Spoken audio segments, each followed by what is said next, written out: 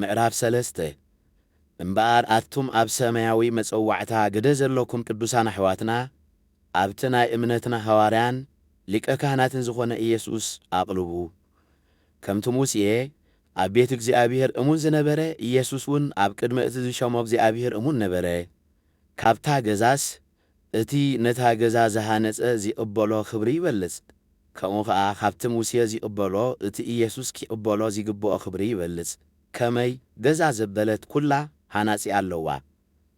እትን ኩሉ ዝሃንጽ ግና ኣምላኽ እዩ ሙሴ ኣብ ኩላ ቤት እግዚአብሔር እሙን ኣገልጋሊ ነበረ ብዛዕባ ኣምላኽ ኣብቲ ዝመጽእ ግዜ ኪብሎ ዘለዎ ድማ መስከረ ክርስቶስ ግና ኣብ ልዕሊ ቤት እግዚአብሔር እሙን ውሉድ እዩ ነቲ ትብዓትናን እንምክሓሉ ተስፋናን ክሳዕ መወዳእታ ኣጽኒዕና እንተሓዝና ድማ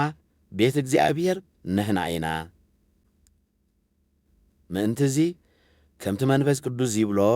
ሎሚ ድምፁን ተሰማዕኩም ከምቲ ኣብ ምድረ በዳ ንእግዚአብሔር ክትፈታተንዎ ከለኹም ምእዛዝ ዝኣበይኹምዎ ልብኹም ኣይተትርሩ ኣብኡ ኣቦታትኩም ተሃላለኹምን ተፈታተኑንን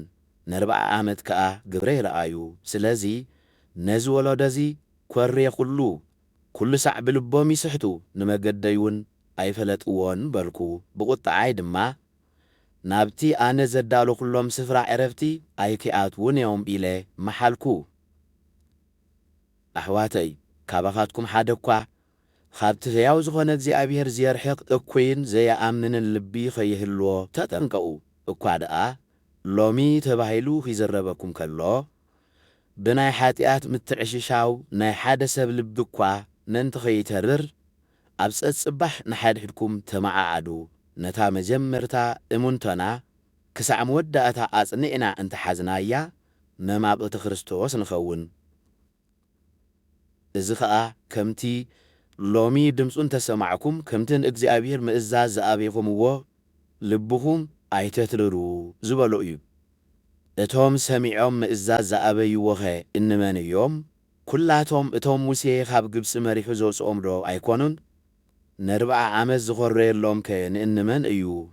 ነቶም ሓጢአት ዝገበሩ እሞ ሬሳኦም ኣብ ምድረ በዳ ዝወደቐ ዶ ኣይኮነን ናብቲ ዘዳለኹሎም ስፍራ ዕረፍቲ ኣይክኣትውን እዮም ኢሉ ዝመሓለሎም ከ ንእንመን ድዩ ነቶም ዘይተኣዘዝዎ ዶ ኣይኮነን ብሰሪ ዘይምእማን ክኣትዉ ከም ዘይከኣሉውን ንርኢ ኣሎና